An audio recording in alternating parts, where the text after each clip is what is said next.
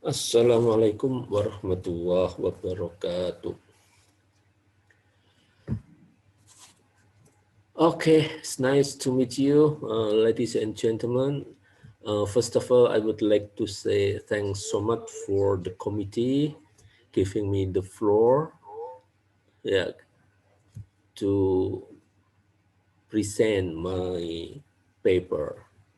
My paper title is Characteristic on Youth Motivation Discourse. Okay, in this research, we had some background of this study. Yeah, as you know, that character education now is in the spotlight in the world of education. It's mean that character education is very important, yeah, for educating, for teaching the young generation for the future of the world. Okay, today's challenge, yeah, including technological development. Yeah, there are so many technological development happen around our life. Uh, there are negative influence that must be considered by the parent and teacher dealing with the technological development in this case.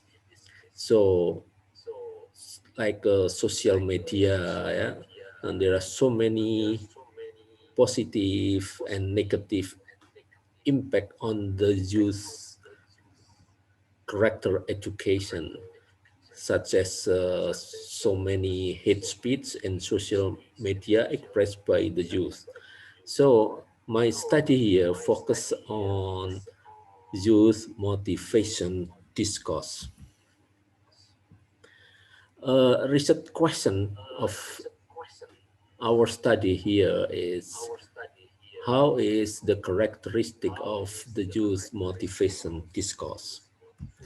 And then, so the research objective is identifying language characteristic of youth motivation discourse.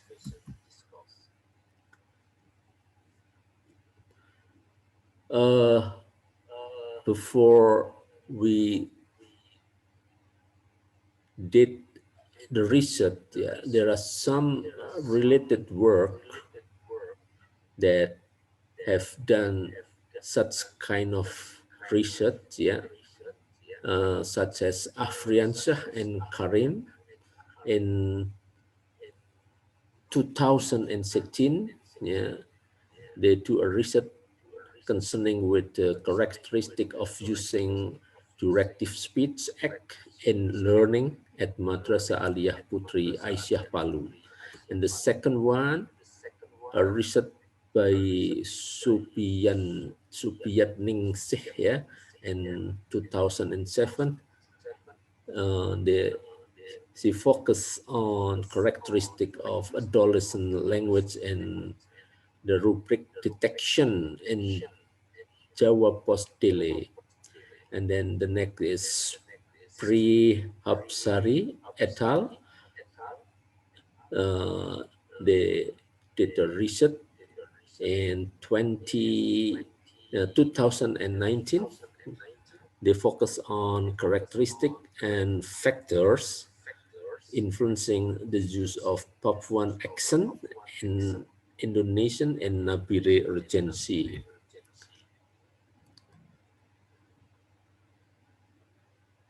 Now we come to research method.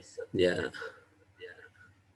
In this study, the type of this study is this study belong to qualitative descriptive research, and then the object of the study of the research is word, phrases, or sentences that show the characteristic of language and motivational discourse written by the adolescent. And then the data and the data source, primary data of this research are characteristic of motivational discourse contained in the discourse of youth motivation. and secondary data show the oral information of adolescents who wrote motivational center. And the next technique of the data collection, the researcher in this case, the technique of the data collection in this research is document, and then the writing of adolescent, and especially those containing the characteristic of motivational discourse, and followed by the interview. And then technique of the data analysis. The data analysis technique in this study used the equivalent method. The matching method used is a referential matching method or content analysis with the language reference determinant.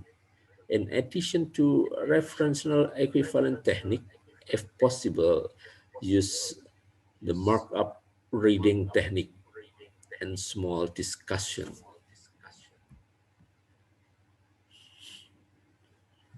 The result of the research dealing with the characteristic on youth motivational discourse. There are some characteristics in the language of youth motivational discourse. The first, as the result of the study, the elimination of sound. We can take the example apabila temanmu berkata mandek kok, tidak kesel, udah kamu cuekin aja demi meraih cita-citamu. The elimination of sound like the word udah, actually sudah, and then we omit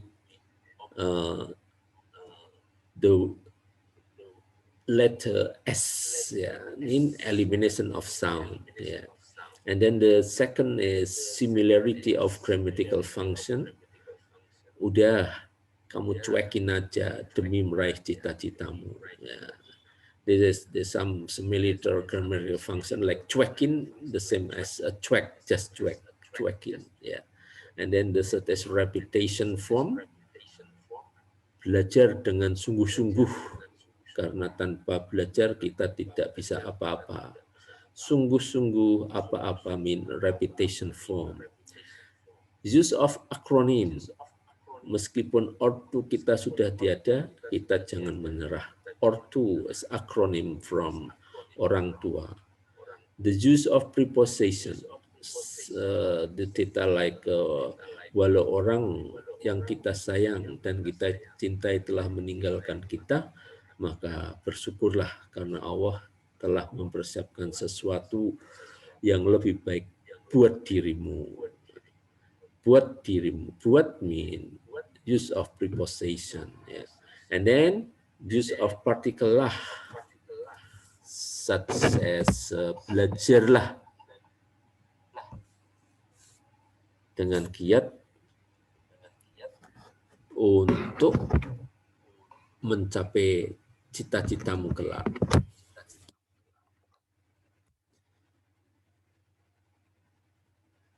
Okay, that's all our presentation. Thanks for your great attention. Assalamualaikum warahmatullahi wabarakatuh.